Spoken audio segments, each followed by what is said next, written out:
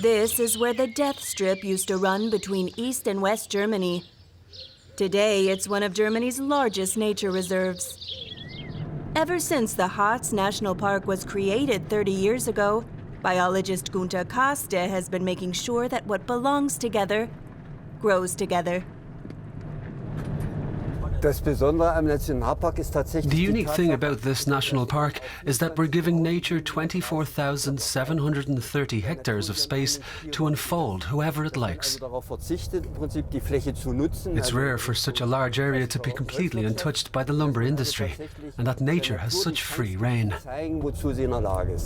Back when the national park was created, the staff had to start from scratch, like here at the former death strip. In 1989, soldiers were still patrolling the border between East and West Germany.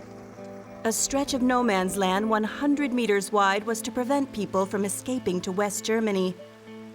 The barbed wire and concrete fortifications were practically insurmountable. 3 decades later, nature has filled this deadly zone with new life. The birch trees really won the race. This strip was treated with herbicides and pesticides so heavily that hardly anything could still grow here. And yet, so much has happened here in the past 30 years. And it's not just the plants that are making a comeback.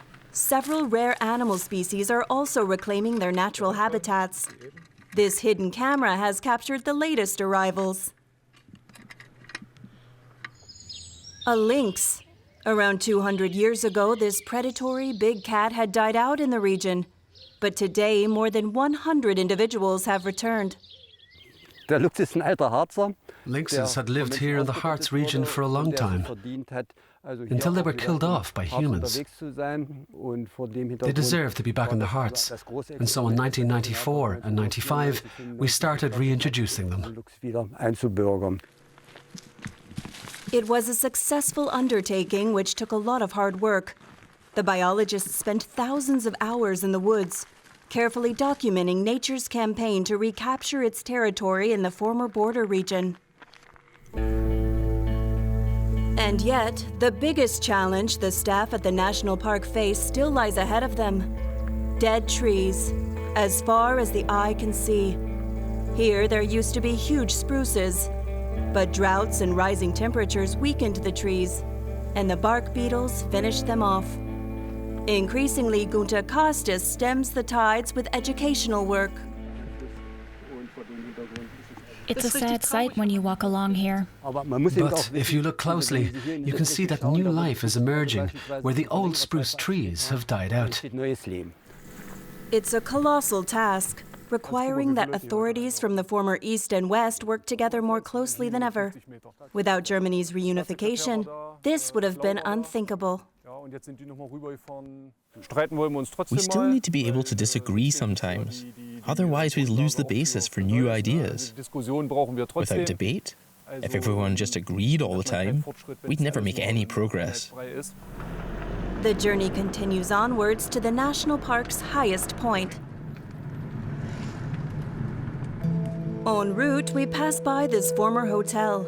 Gunter Kaste takes us along inside. Back in the day, he says, decorated members of the East German State Security, or Stasi, would lodge here. Here, they could take a holiday respite from spying on fellow citizens. You could say it was the Stasi big shots who came here to stay. Time seems to have stood still in these rooms. It still invokes bitter memories for the former East German citizen. When I was a student in my 6th term, I had an encounter with the Stasi. They wanted me to spy on one of my friends, and I refused. I knew full well that that could have repercussions. But that's just something we lived with. Because this is our home. The Harz is our home.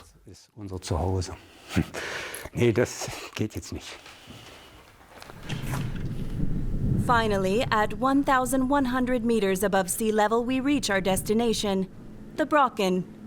This listening post, which used to be sealed off, was used by East German and Soviet secret services to intercept communications in the West. Today, it's right next door to the botanist's pride and joy, A garden with hundreds of plants.